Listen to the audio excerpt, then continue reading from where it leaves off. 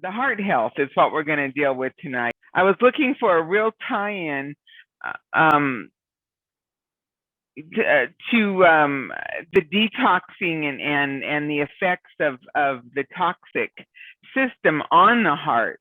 You know, what is it? Why would being toxic affect the heart? And this type of questions to the whole detoxing routine. And the basically the long and the short of it is, when the liver is backed up, the liver becomes enlarged, like we talked about with the lung issue. The liver is supposed to fit under the diaphragm, and when it becomes toxic and enlarged, then the diaphragm cannot compress correctly, and it's not moving the waste up and out of the lung heart area. So you're getting a backup of the lymphatic fluid and all of this in your heart and your lungs, because the diaphragm is not contracting properly and clearing the lung issue with your breath. When you breathe, deep breathing, you know, the diaphragm goes in and contracts, and it's the pump for the lymphatic system is what the diaphragm is. And when that doesn't, a couple of things happen. One, your lungs do not clear well, and the fluids that should be compressed out of the lung heart area are not being moved out well. So you're not getting a good exchange of oxygen and carbon monoxide. You're not getting the carbon monoxide out. You're not opening up your lungs enough to bring in the good oxygen. So you're not getting yourself oxygenated well. And the second issue is, when the liver detoxifies like a quart of blood every 60 seconds or something like that. I didn't write down the exact number, but it was like a good quart of blood or whatever that you're going to be detoxifying every minute or so that goes through, and the waste is vacuumed out, and then, you know, the blood moves on through the system, goes up into the lungs, gets oxygenated, and then, you know, carries the oxygen back to the rest of the body. All right. When the liver is not detoxifying it, the blood is already full of toxins and it cannot intake fresh oxygen. So your blood is not providing the nutrients and the oxygen. Oxygen has to be present in every cell for the work of the cell to happen. So when you are not getting oxygenated, when your lungs are not clearing the carbon monoxide and then bringing in the fresh oxygen, you are not getting oxygen to the cells in your body like they need to be. And the chemistry that needs to happen in these cells is not going to be happening because it needs the presence of oxygen to do its job. Is that making sense? Yes. So one thing that we can definitely understand is, for good heart health, you have to have a healthy liver. You have to get the waste and the toxins out of the liver, out of your system, so that you can actually oxygenate and have the health. Now, Andreas Moritz, in his book, he says that once you have cleared the waste from the liver, it's going to take 6 months for that liver to shrink back down to size. So you will have an enlarged liver, and according to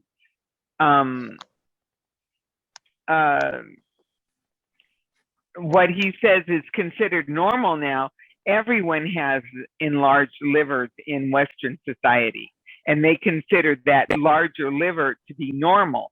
Well, if it's enlarged, it's pushing out on the diaphragm, and you're not compressing the abdominal region like it needs to be compressed. So an enlarged liver is not something that you want to continue to have. And let me see if I can explain it well, what happens that makes the liver enlarged. Okay, inside your liver, you have ducts, bile ducts, thousands and thousands, hundreds of thousands of bile ducts are inside the liver, and they're like little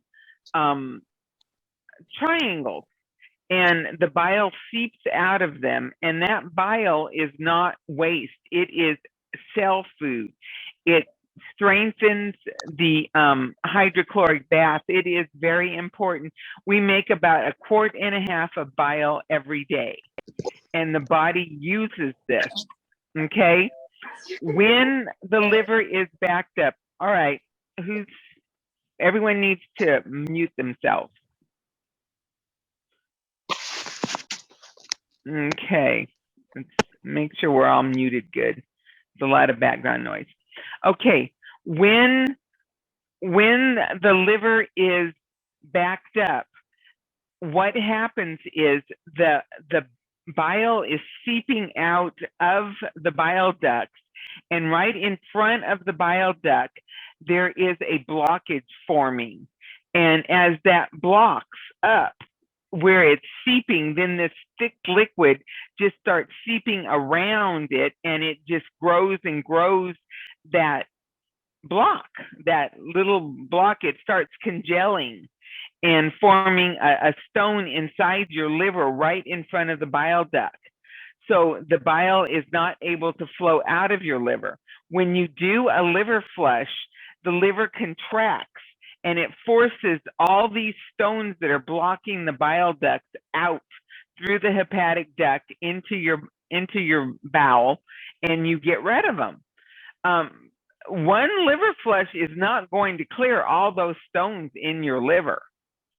There's thousands and thousands of bile ducts in your liver, and one flush is going to get a good amount out, but you're going to need to be doing repeated liver flushing for 3 to 6 months, good strong liver flushing to get that liver cleaned out.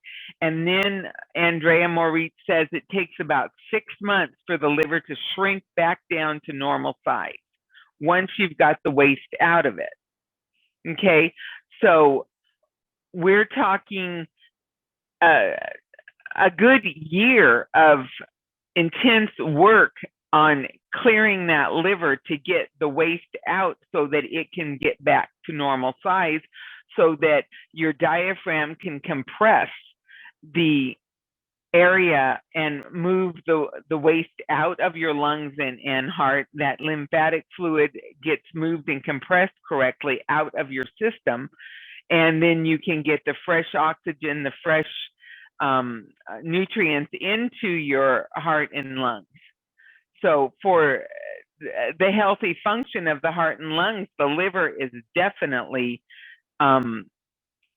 invaluable. If the liver is enlarged, if it is not properly filtering the blood, your heart and lungs are going to suffer the consequences. Okay, now that I put that out there, if you have questions, sometimes I think I'm explaining it well, but it doesn't come across like I want it to. So any questions on this concept? Yes, okay. Dawn. Okay, so yeah, I just did 2 weeks ago, I did that liver flush, like a moderate one, and I got rid of a lot of stones, like, I don't know, 30, 40. I've never even really seen hardly any come out, but so there's more than that in there. Yes, my dear. I mean, like, yeah, these are wow. These are actually the stones that form inside your liver. Have no crustacean, and they cannot be imaged. This is why if you go into the doctor, especially here in the US, they do not acknowledge stones forming in the liver in the US. If you go to Germany, they'll say, yeah, you've got stones forming in your liver. But here in the US, because they can't image them, they don't acknowledge them.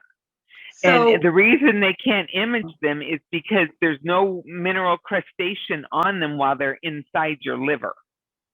Okay, but go ahead.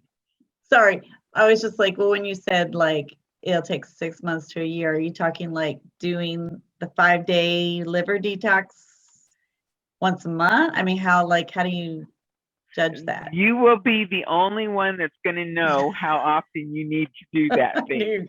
In the beginning, when you're first starting in, you may need to do 2 or 3 a week.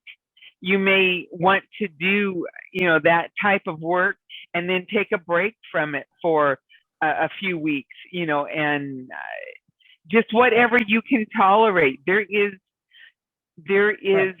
a growth, like in anything. We have to grow into what we're doing, and the more work you do, the more work you'll be able to do on yourself. Got it. Thanks. So yeah, and you'll find, I think the spirit will lead you into how you need to go with this. You just stay close to the Lord and let truth be your guide. Just yes. Genevieve, you had a question? Yes, what are the symptoms that you should look for if it's an enlarged liver? Well, you can have it MRI'd if you've got good insurance and you want to go to the doctor.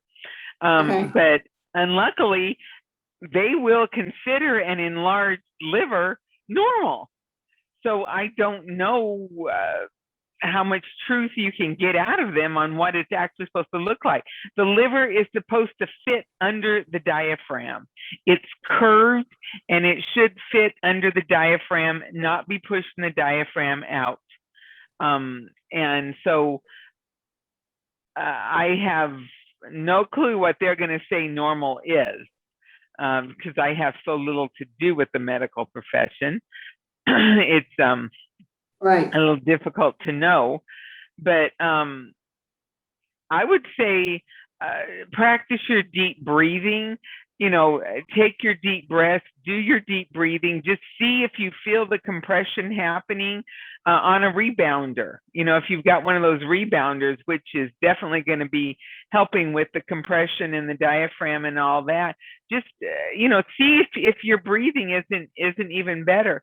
And anyone who has asthma issues, if your liver is really enlarged and you go to do a purge where the diaphragm needs to really contract and just really purge those lungs, it won't be able to do the purge.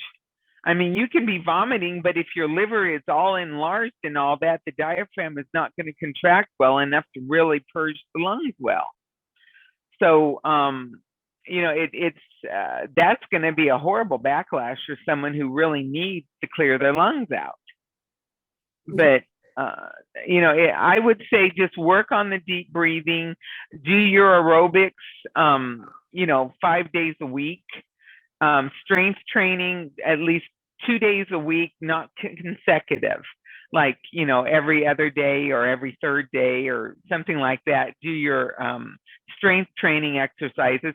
All of this is going to work on your heart muscle and strengthen your heart muscle. So do the aerobic, and then the stretching. Stretching is very important because it keeps you loose and it keeps the flow. If you do your good stretches, you're gonna not be pinched in there, and things are gonna flow a lot better. So you should be stretching every day before your aerobic. I mean, get on the treadmill, go for a walk, whatever it takes. And believe me, I know I get on the treadmill just about every day. And yes, it is boring. And there are some days when I am looking for something, anything to get my brain occupied so it won't be paying any attention to the fact that I am bored to death walking on this treadmill.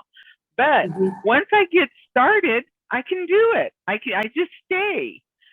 And I do about a half hour. And that for me, at the rate that I go, is between a mile and a mile and a half.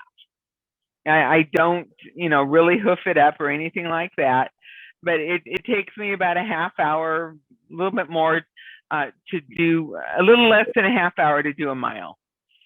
And it's just a comfortable stride, but it really gets me going. And on the good side, I can get on the treadmill, and after I do my half hour, I'm a pound down.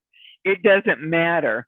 I mean, that gets me on there some days when nothing else would, is knowing that being on that treadmill is going to give me a pound off the scale. And that's religious. I mean, I do my treadmill, I will be down about a pound. So it's definitely going to be worth it. It is. Before I lost the weight, before I started on the aerobic exercising program and all of this, my blood pressure was, I would say it was in the 140s to the 150s over 90 to 100. And my pulse was habitually up there. I mean, my pulse, it was between 90 and 120 on a resting regular basis. My pulse, now that I've lost the weight and I'm doing this, my pulse is usually somewhere between 64 and 74 beats a minute. And my blood pressure is usually 100, between 100 and 110 over 65 to 70.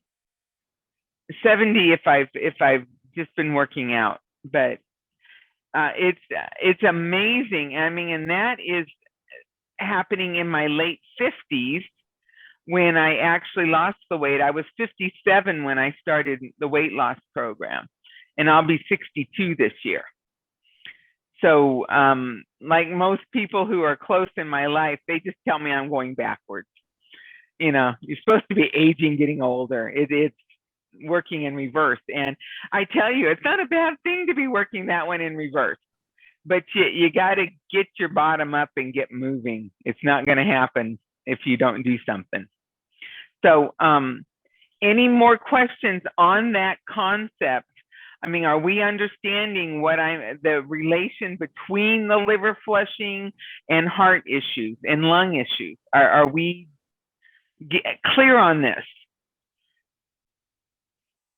Yeah. All right. I don't know if I can see everyone, but if someone's got, put your hand up or state your question, because I want to move on to, yes, Catherine, you're muted right now. You need to unmute. There you go. You can hear me now. Yes. Okay, great. It's not a great connection, but it's there. All right, great. And also I'd like to bring into this discussion about people's blood types, because that can affect their lifestyle and the foods that they eat. And so that's something to consider. As me as a type A blood, there's a list of things that a type A blood needs to be aware of, and that's true with every blood type. So that's something to consider looking into as well. This is true. I've heard positive and negatives on the blood type. My advice on blood type eating and all that is apply common sense. I mean, if it's got you cutting important food out of your life, you need to decide how that food actually affects you, if it is a negative effect, before you just go throwing out something valuable. You need to really gauge it. I was very much against not eating tomatoes. I mean, I love tomatoes, and I have realized just over the past couple of years that I cannot eat tomatoes of any kind. They do not agree with me. They will bounce my weight. For some reason, tomatoes will affect my insulin. They will spike my insulin and my weight will shoot up. And I mean, it doesn't matter. Even I have some sugar-free pizza sauce that I'll put on my flatbread pizzas. And it cost me, I tried it again the other day, just a couple tablespoons of it. It was 3 pounds up the next day. Oh. And I mean, that was ridiculous. And I had that same dish made with cashew cheese sauce, which is actually very good. It's like an Alfredo spaghetti or a pizza topping. I had that with the nut sauce, and I had lost 2 pounds the next day. And I mean, I only eat 1 meal a day and with my fruit. So it's not like there's, when I'm eating something, I'm definitely going to know the effect of that food on my body. So do pay attention. I mean, I like the blood type things. It definitely makes some sense, but don't just go all into it. You need to read your own body and to know that this is valuable for you. And Would may you I share your blood type? I'm sorry. A negative. Thank you. did you say A negative? Uh-huh. Yeah. Okay. So I'd like to just add, there are 3 lists that are available in that material. And so my personal experience when I tuned into it for the first time, that most of the things that were avoids, I was already doing. So I was already listening to my body. And so, and everyone who delves into anything like this, like you, and I agree with what you're saying, is to listen to your body, because everybody's different and their lifestyle is different, and also their belief systems are different, and our beliefs do affect our body, our metabolism, and everything else. So that's all I have to say about that. Thank you. That's absolutely true, dear.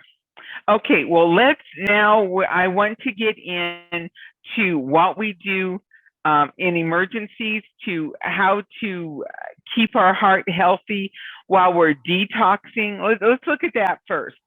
Keeping the heart healthy, and you know that when you do a detox, you are putting stress on the body. Getting the waste out does add stress to your body.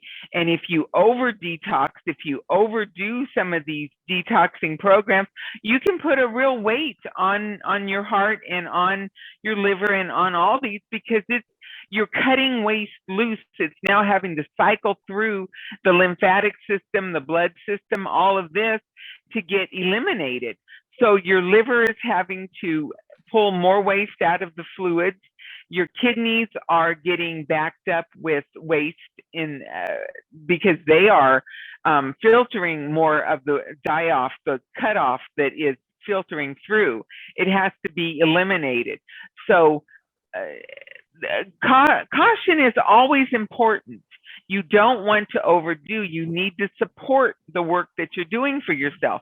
You can do a wonderful work for yourself, but do it too rapidly and end up in a crisis that you don't want to be in. So let's talk about supporting the heart, which when the toxins come out, I mean, I've had people go into palpitations with hormonal shifts. And when you are detoxing, your hormones are going to be shifting around all over the place too. So there are going to be things that are going on. So let's. You want to do your hot lemonade every day. I mean, this needs to be a daily thing. You got to get used to the cayenne. If you feel like your heart is under stress, do it twice a day, morning and evening. Drink your hot lemonade. And does anybody not know what hot lemonade is? Okay. So, and I do have a video on there showing how to make it and actually how to drink it. There are some tricks and tips to getting that hot stuff down. And this is not temperature hot. This is hot because you put cayenne in it. So you do not have to heat this drink. It's a cold drink. It's hot lemonade because it's got cayenne in it. So your cayenne is going to support your heart. Nobody passes out, hits the floor dead with a mouthful of cayenne. It's not going to happen. That cayenne works like a defibrillator to bring you back. And I can tell you, I messed up really bad while I was losing the weight. And I mean, what I was doing put a horrible stress on my body. You don't lose 200 pounds in less than a year. and not have your body completely stressed and know, Don, I am okay, I'm going to live. But it was a stress, and I ended up hitting the floor. I had just drunk the cayenne, and I knew I was going to go down. And my husband says he just saw me collapse slow motion to the floor. But it was only like seconds, and I was right back. The cayenne just brought me right back. And so from my own body personally, I can tell you it definitely brings you back around quickly. And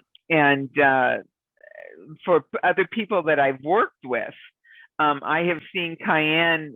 My mother-in-law, she was in her early 90s, I believe, when this incident happened. I found her in the bedroom. She had been agitated all day. She could work herself up. You know how some of us old ladies can get, you just start feeding yourself garbage and your blood pressure goes up and everything just starts going up. And she was just agitated that day. So I was keeping an eye on her.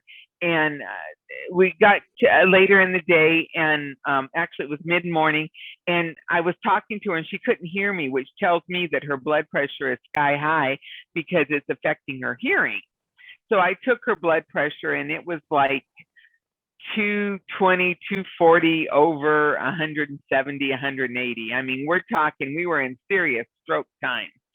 And at that point, I gave her a tablespoon of cayenne tincture, and she just knocked it back. She was used to taking her cayenne, and she liked it.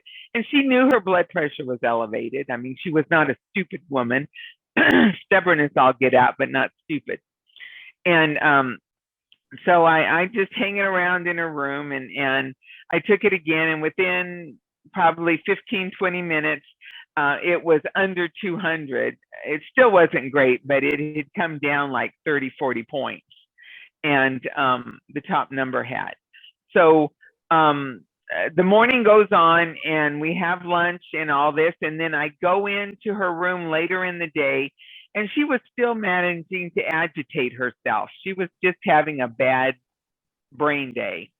And I found her in the bedroom. She was as white as a sheet. Her lips were blue, and she was in a fetal position, just seized up into like a ball on her bed.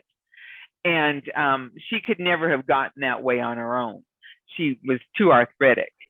And I grabbed the lobelia, and I put a couple dropperfuls of lobelia in her mouth first. And within just a few seconds, her body just opened up. She just relaxed and opened up. And then I just started putting dropperfuls of cayenne into her mouth. And within 15 seconds, her color was back. I mean, we're talking 15 seconds. Her color was back, and she was talking. She was back and talking. I never checked her pulse. I don't know whether it was gone or not. I didn't bother checking it. I just started putting the cayenne in her mouth, and she was back. And we took her to the emergency room because she wanted to go. And they said that she had stroked over her speech center. And they would not let me continue to give her cayenne because, of course, at the hospital, they believed the cayenne was just going to kill her. And so she continued to bleed out. She was talking when we took her into the hospital. By the next morning, she had continued to bleed out, and she had lost the ability to form language. She was cognitive, but she could not form language. Okay, so she kept grabbing from my purse because she knew there was cayenne in my purse, but I couldn't give it to her because they would have arrested me. And so it was 2 or 3 days. We took her out, and they sent her home with all of these appointments for speech therapy, for physical therapy, all of this stuff she was supposed to be doing. We got her out in the car. My daughter's in the back seat with her. We give her her cayenne, and in less than 10, 15 seconds, the woman is talking again. Immediately, it released whatever it was. It blasted through the blockage in her brain, and she was talking again. And she spoke until she died. It was several more years before she passed, and she never had any speech issues, never had any speech problems. We didn't keep any of those stupid doctor's appointments. She didn't need them. So just know that that is the power of cayenne. The sooner you can administer it after a stroke or to prevent the heart attack, the less damage is going to be done to the heart muscle, and the blockage in the brain will not happen because you're going to be blasting the blood through the affected area where the bleed out is. So cayenne is definitely your 911 for, you don't do baby aspirin, you do cayenne. I mean, someone's got chest pains, you give them cayenne. That is going to blast through the blockage, get that heart going again, and basically save their lives. So in an emergency, for the heart, if there's chest pains involved, anything like that, you want cayenne and hawthorn. The hawthorn can be used freely, providing that they're not on any beta blockers. If the person is on a beta blocker, you cannot give them hawthorn. Beta blockers slow the heart rate down, and hawthorn naturally allows the heart to relax more completely between beats. So when you have a drug that is forcing the heart to go easier, and then you're taking your beta blockers, which are forcing it to go, and then you use your hawthorn, which allows it to naturally relax more completely, it's forced too slow. So if someone is on a beta blocker for their heart, something that slows the heart rate, you cannot use the hawthorn like I'm going to suggest here. The hawthorn is in the heart tonic, and the portions that you take in the heart tonic will be okay with beta blockers. It's a small enough dose, but when you have the chest pain and all that going on, do a tablespoon of hawthorn tincture, and it tastes good. Most of them taste terrible. And a teaspoon of cayenne in a cup of hot tea, and just drink that down. What the hawthorn is, a cardiac relaxant. It's going to relax the heart muscles. It's going to just relax this and get that elephant off your chest to go sit somewhere else. Quite often there will feel like there's bands around the chest, tight bands holding in where you can't take a deep breath. The hawthorn is going to work as a cardiac relaxant, which is going to relax and ease that, so that the chest area can open up, you can breathe more easily, and all that's going to be really good. But like I said, you cannot administer a tablespoon of hawthorn to someone who is on beta blockers. You can just give them the cayenne, and the cayenne will work. It will keep them off the floor. Or if they do go to the floor, they'll be back with you really fast. Okay, the other thing, any questions on heart attack, stroke, anything like that on the 911? Okay, someone's got chest pains, you give them cayenne. I mean, and the other thing, I should say this, I would say a good 70–80% of the time, it's coming from the gallbladder. I would give them the cayenne, but I would also give them LP and digestive tonic. That often will just completely end the episode, and you will find that it's radiating up from the gallbladder. The acidity coming up from the backed up liver is causing the whole chest to seize up, and it mimics a heart attack. So, do administer the cayenne for someone who is, having chest pains of whatever, because it's going to definitely be helpful. But as soon as you've got that down, I would definitely do digestive and LP and just see if that doesn't end it, just like over. And because quite often it is radiating up from the liver, that acidity is backing up into the chest cavity and making all this up here seize up. And it can feel like a heart attack. So, rule that out. And it's very easy to rule out or rule in a gallbladder attack. The LP and digestive will just put an end to the symptoms. And then, they need to do an ELF. As soon as you can get them set up for it, they need to clear that gallbladder and get that moving. So, okay, the other thing that happens quite often when you are doing a really good detoxing program, which affects the heart, is your kidneys getting backed up. And I know I've said this many times, the vessels and veins in your kidneys are about the width of a hair of your head. And when you get pus and sediment backed up into these filters, there is no bypass around the kidneys. Your blood has to filter through these kidneys. And when those filters get backed up, your heart has to push really hard to force the blood through the kidneys.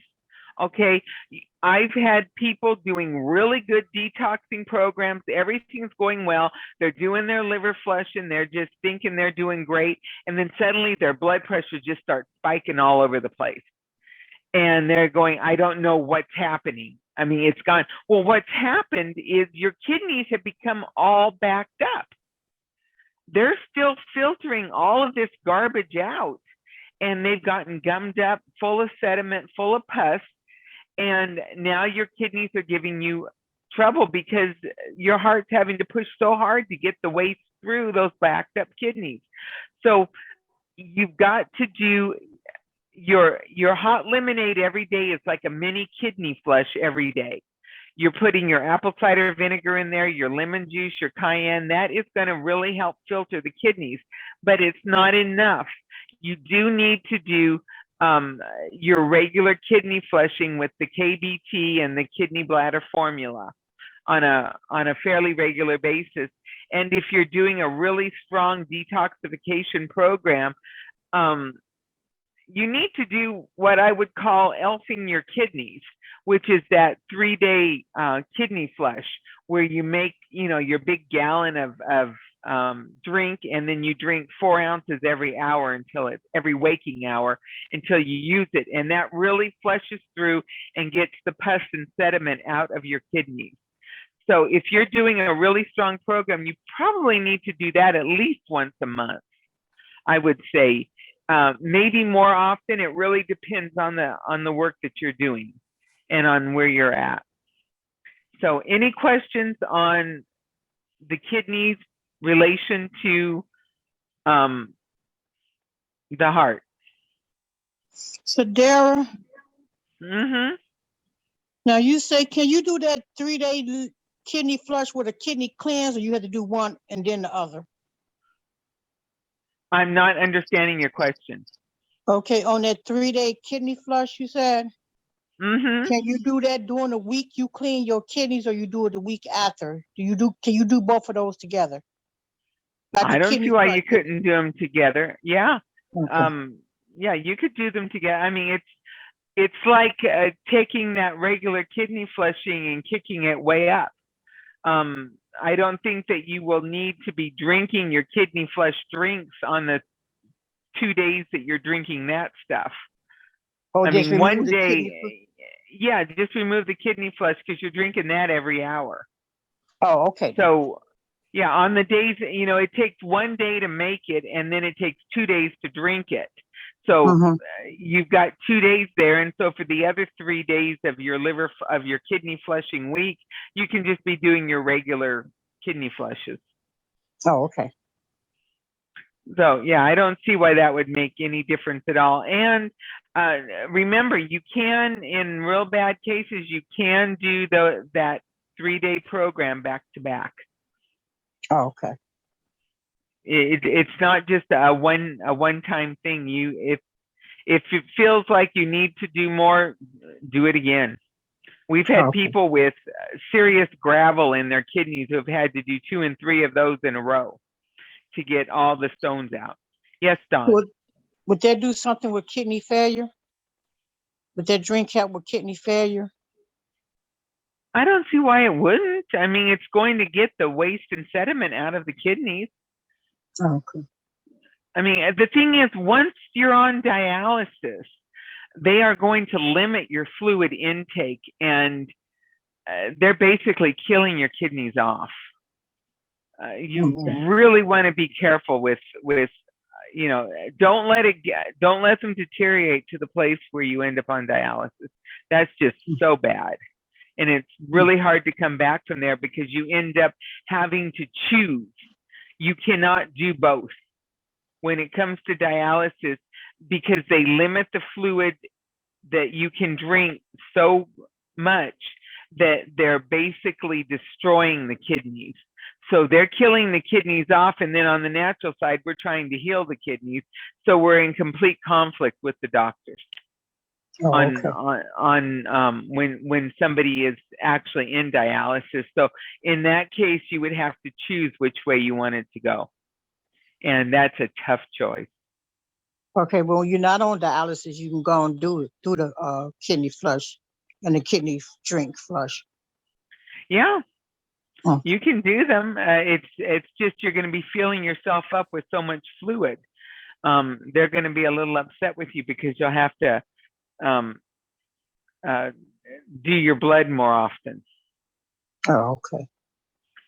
They don't like that. I have a quick Yes, question. Dawn. Okay, so I did the kidney flush a couple weeks ago. Anyway, oh no, last week. Anyway, so I was under the impression I did like the 5-day, 1-day raw, Monday raw, Tuesday, Wednesday, Thursday.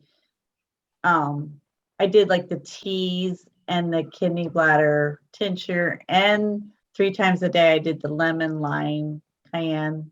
Is that the same thing you're talking about? Yeah, that's the regular kidney flush program. That's the 5-day kidney flush program. Okay, the intense program, which was what we used to call the stone dissolve, is a 3-day program that kicks up even that.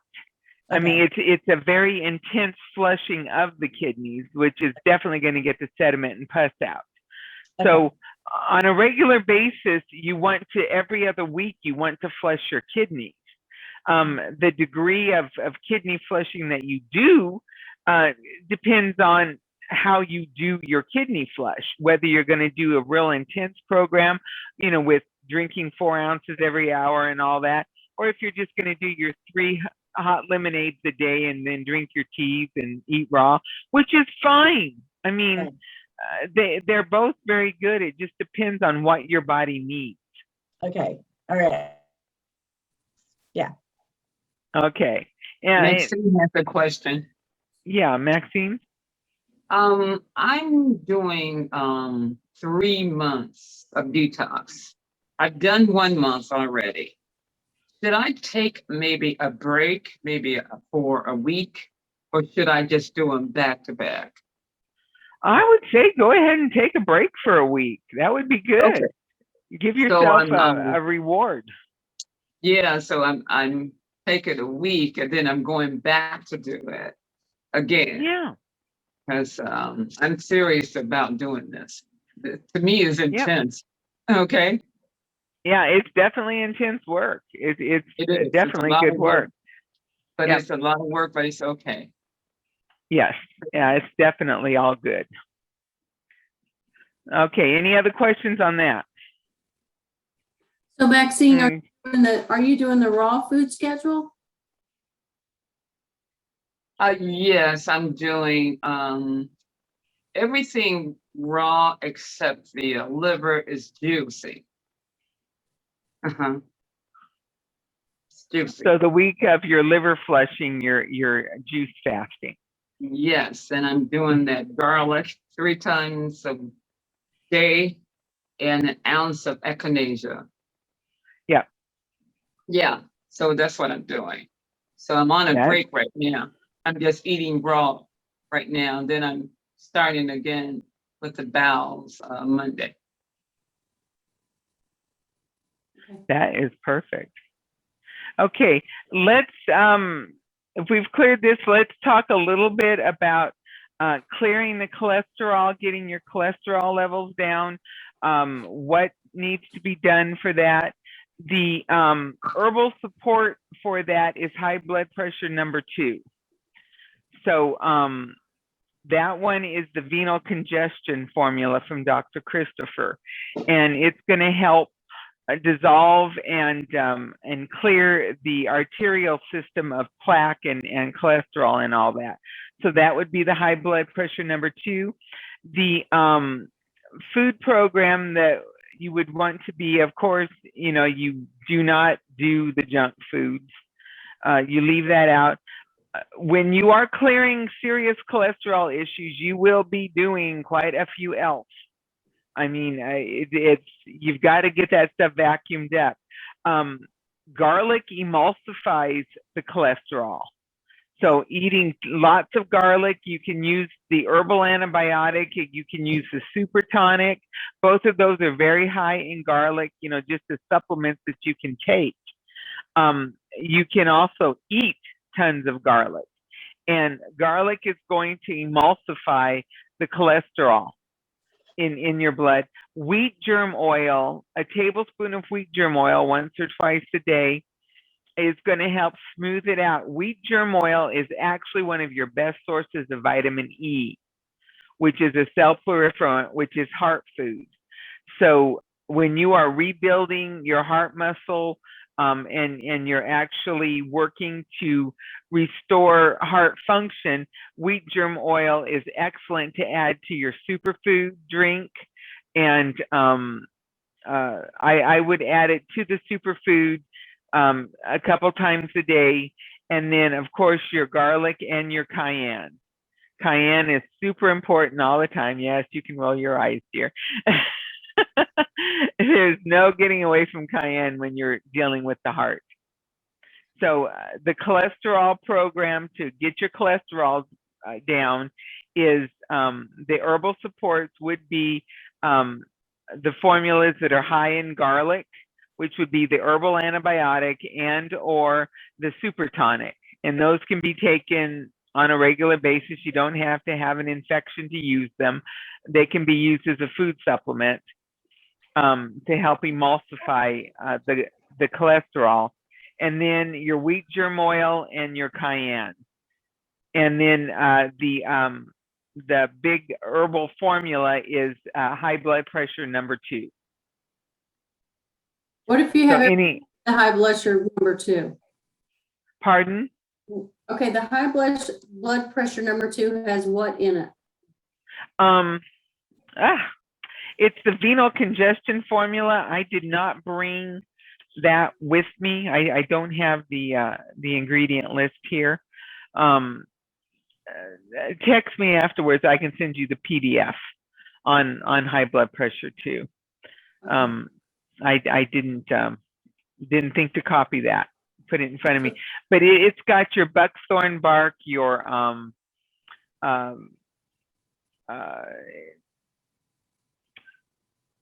Cascara sagrada.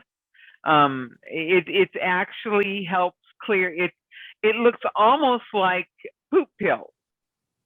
Okay. The formula resembles bowel support to a very large degree, and your number 1 may go down with using this formula.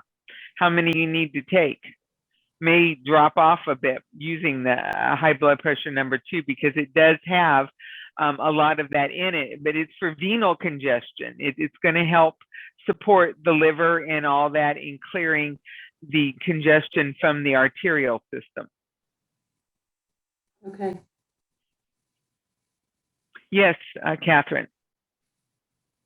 Now, I've been told on several occasions in my personal journey that they told me it was considered low blood pressure, and I attribute that because of my physical size, and that I'm not normal and I don't want to be. So That's okay.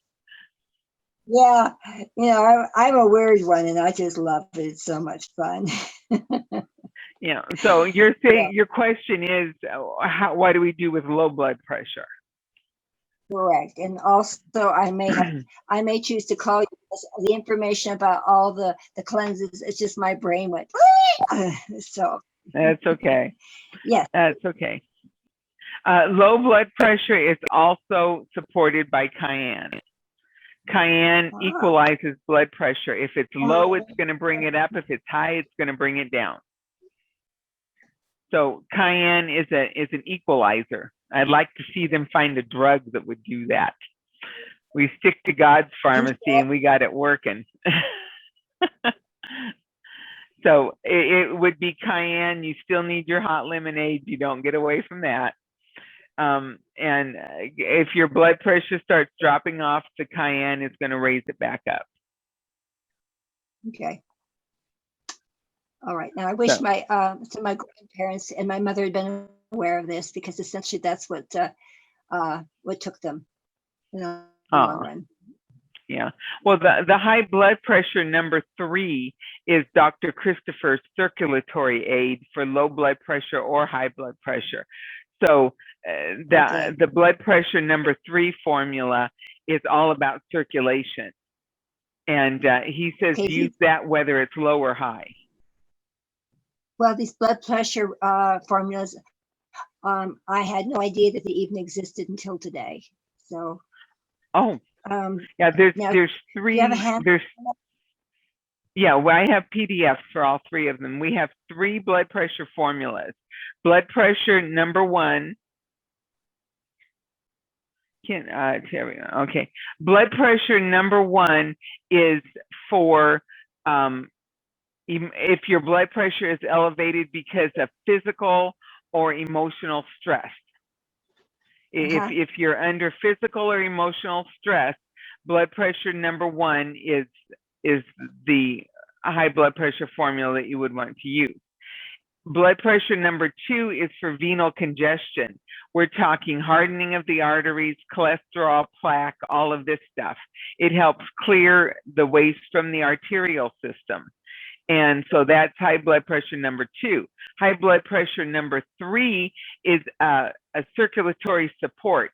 It's all about your cayenne, your garlic, your the big herb in that one is cayenne. And then you got your ginger, your garlic, and a few other herbs thrown in. And I don't have it in front of me, so I'm not good at just saying everything that's in it. But that one is for circulation. So whether your blood pressure is low or high, it's going to equalize your blood pressure. And you can also use high blood pressure 3 with either of the other 2 to add octane to them. So if you're working on venal congestion, on cholesterol issues, if your blood pressure is up because you're trying to push mud through your arterial system, you can combine high blood pressure number 3 and 2 together in the same cup and take them together. And it's just going to add to it. Yeah, and also thyroid contributes to cholesterol levels, from what I've been told. And so how would that fit into all of that recipe? Liver flushing, supporting your thyroid gland. Your endocrine system needs to be supported. So the endocrine system, the master herb for the thyroid, of course, is kelp. And that's going to feed the thyroid and support that. You also, the pancreas support formula is an overall, even though it really helps with blood sugar issues, I have found it to be super helpful when the endocrine system is just worn down. And I have used the pancreas support anytime that I'm just feeling off or really run down. It supports the adrenals as well as the whole endocrine system. It's food for the whole endocrine system, but it definitely works with blood sugar issues. I mean, that's where it really shines, but it's good for all that. And when one of your glands is malfunctioning, it's going to pull them all down. They're all going to end up degraded because they're having to compensate for the one that isn't working well. That makes a lot of sense. Yeah, that makes a lot of sense. And with all this information that you're sharing, and the current education system in what they call high school, this is something that could be really injected into some of these science classes in schools. But a lot of those things, those programs have been eliminated for reasons that we know about. And so Yeah. that's what, yeah. And my, Yeah, no, you're not going to know, learn this in the school system. no, and I'm also thinking out loud about my son, and he's 44, and I think I need to talk to him about this and find out what's going on. And also, just kind of a thing. It's just like I'm kind of excited and celebrated about. My granddaughter just turned 16 yesterday. Oh, how cool is that? Yeah. And she is such a cool person as far as I can gather. She's a budding artist. And so she is just really a super person. And part of my egoic mind wants to take credit because she's my granddaughter. Of course, my dear. Yeah. Well, let's get we- back on topic here, because I talk to want you- to be able to take time for the hair issue today at some point. Okay. Can I, Um, Dara, can I ask one more question? Yes. Which one of those blood pressure formulas will help with blood pressure that's high because of kidney problems? Which one of those formulas would be good for that? I would say high blood pressure too, because the kidney issue would be a venal issue, congestion in the venal system. So I would go with 2 and plenty of cayenne. Okay. Clear the plaque and cholesterol from the arterial system, and help get that out. And then, of course, cayenne, lots and lots of cayenne, and then do your kidney flushing. Okay. What was the number one? What's in the number one? The number one is a formula. It's Dr. Shook's high blood pressure formula, and it is for stress, whether it's caused from physical pain. I mean, when somebody breaks a leg or hurts himself and they're in pain, their blood pressure is going to go up. You know, when you're dealing with pain issues, your blood pressure is elevated. So high blood pressure 1 is for whether it's emotional stress or physical stress. It's going to support from that level. It's got sedative properties in it. Okay. And it's supportive in that way. Is the high blood pressure number 1 good for cortisol? I don't know. I've never thought about that. Because cortisol is from stress. Yeah, I would think it would be helpful. It's got the nervine herbs in it that should help stop that fight or flight mode from going on. I mean, the nervine herbs are really good for that. I would, if you're stuck in flight or fight mode, if you know what I mean by saying that, use the nerve food combination. The NF formula is going to be excellent for calming, feeding your nerves, calming everything down, and getting you out of that real hard, I don't know how to say it, fight or flight, you know, where you're pumping out insulin and your body's just all tight and fear driven. Yeah. Yeah, we don't need I know to be that there. one. I know that one. Yeah, the nerve food combination is what you want to reach for when you start escalating up into that. It's kind of like you don't know you're doing it. So I guess it would be a regular thing that you kind of put in your body throughout the day, because anxiety can sneak up on you and you don't even know it's coming. Yeah, if you are in a place where you are in an anxious situation, it may be something that you need to use on a regular basis, Right. just to keep you out of that mode. How much would you use, like, on a daily basis? of the nerve food vulnerable here. combination? I'll just be vulnerable here. I feel like I live in anxiety all the time, but I didn't know it. I mean, until I met you. And so Hopefully it's because I'm not. No, well, I don't know, but you're the one that pointed it out to me. And then I came home from being with you and I went, gosh, I'm 61 years old and I really have discovered that almost all my life it's been an anxiety driven lifestyle. So now I check in every day if I have something going on and I feel anxiety, just calm down. It's not a big deal. They're just coming over to say hi. I mean, it doesn't matter what, it's high levels of all the time. So I don't It sounds like you have a social anxiety issue. Well, I do. I have anxiety. My mother was very controlling. I never could think for myself. It's just so I'm fully aware of it. So if I have this nerve tonic, the nervine food, how much should you do a day to resolve the cortisol and the anxiety? I would go, you can do it as often as every 3 or 4 hours. Okay. It can be, I mean, it is not a detoxing formula where you are cutting waste loose, so you're not going to have a backlash from using it. It's a food formula. It's feeding your nerves. Right. And it's nerve food. So you are going to, you don't have to worry about overusing it, over detoxing. Okay, so how much that's the only each time? thing.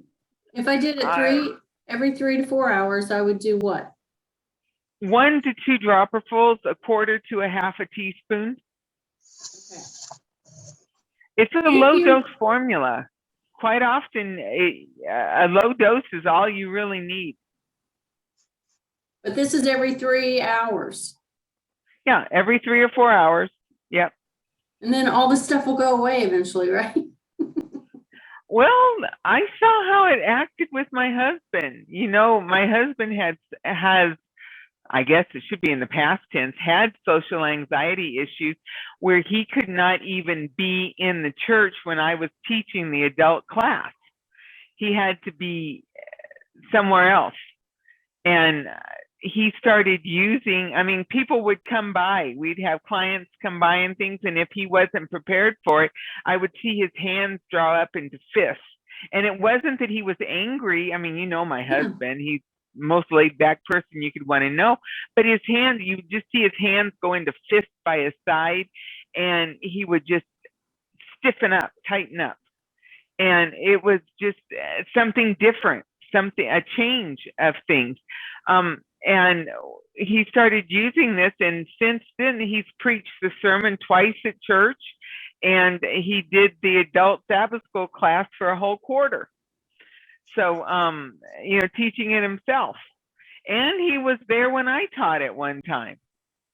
I taught the class, and he was able to sit in the room while I was doing it. So, you know, I've seen it work on him and how valuable it's been to him. And I've had secondhand stories from others where it really, really helped, and it seemed to be pretty quick. I mean, we're talking a few weeks of using it, and they were in control of their anxiety issues. So you said 1 teaspoon to 1/2 teaspoon. No, 1/4 to 1/2 teaspoon. 1/4 teaspoon to 1/2 every 3 hours. Yeah, give that a try. See if that dose doesn't cut it. All right. Okay. Any other questions on heart health, or? Was that for blood pressure number 1 that you were Say that talking again? about? Was that for blood pressure number 1 you were talking about? No, that was the nerve food formula. It's a calming formula that works in conjunction with high blood pressure number 1. And it's called nerve food? We actually call it NF. Which stands for nerve food. Yeah. Okay. Yeah, this is amazing. Very calming. Go ahead. Yes, yes, this is Maxine. I use it, that nerve food, especially because sometimes I have to give a speech in front of an audience, so I make sure I use it. Or sometimes, even doing my detox, I was feeling a little anxiety, so I keep that nerve food on hand. That's great to hear that, Maxine. Thank you. Speeches lots of times too, and I'm a nervous wreck.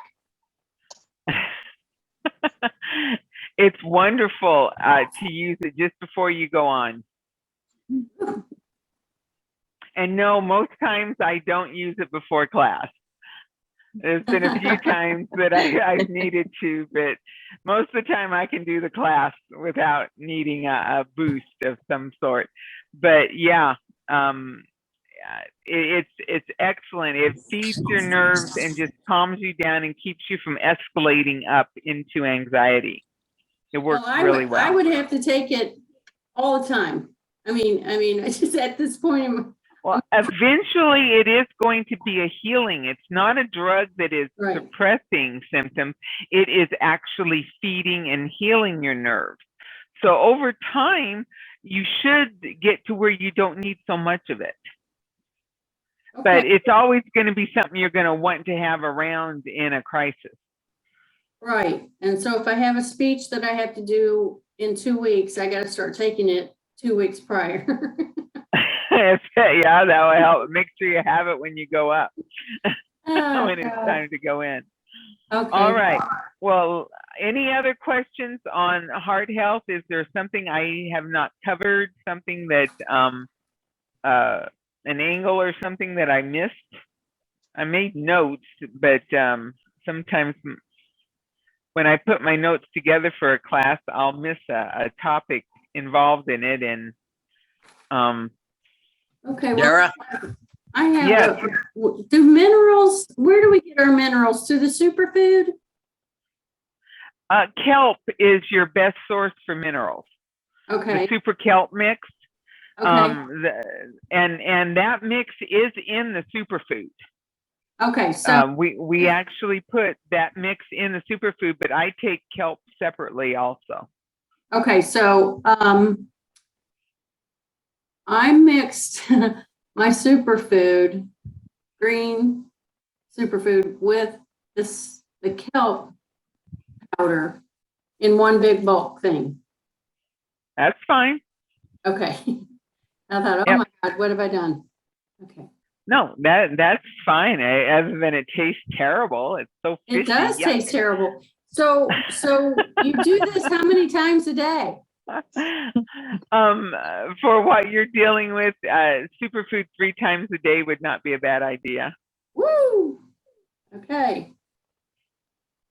Let me see if I have any other questions on that.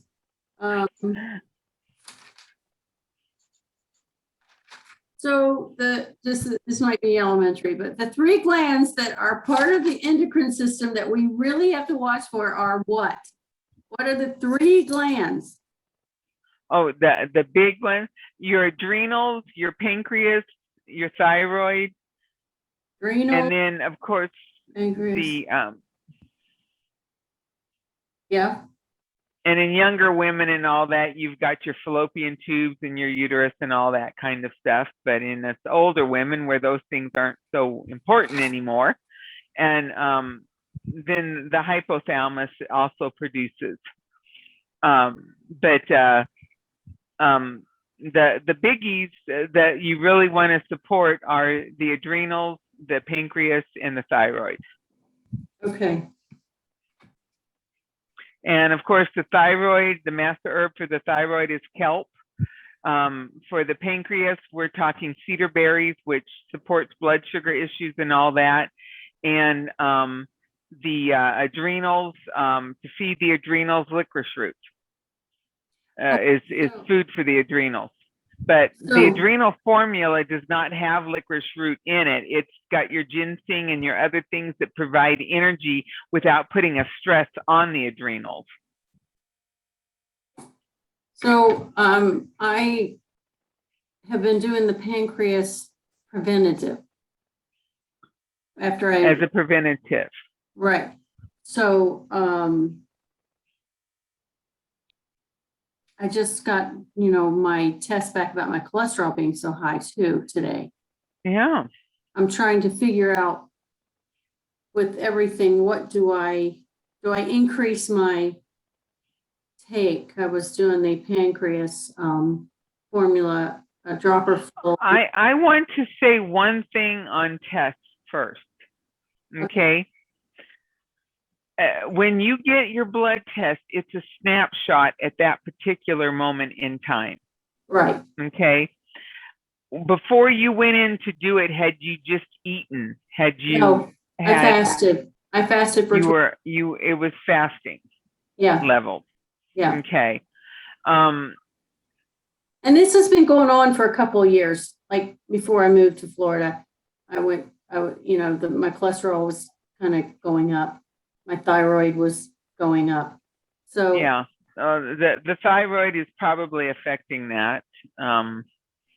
The thyroid issues contribute to monitoring and keeping all that under control. You're doing the right stuff. Just right. support the liver in getting the waste out. You need to break up the cholesterol that's in there with the herbs that support dissolving the cholesterol in your blood and then getting it out. As far as the foods that are so good, I mean, it's like your oatmeal, your the high quality grains, things like, well, not grains, but oatmeal does not treat, it doesn't act in me like a grain. Right. I mean, it's definitely a usable food. Yeah. It's high fiber. Today. Yeah, I read up on some food today and lots of I guess fish and raw vegetables and well, it's your high fiber that's so important. Yeah. And you can use your psyllium husk powder once or twice a day, and that's going to go in there and just really help absorb that waste. So psyllium, you can take that along with the cascara. Yeah, you can, not in the same cup or anything. It thickens up really fast. Right. I actually cook with psyllium husk powder.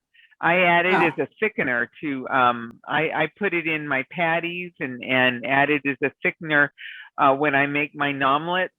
Instead of using cornstarch, I use psyllium husk powder, and it actually makes them more elastic, where they fold over better.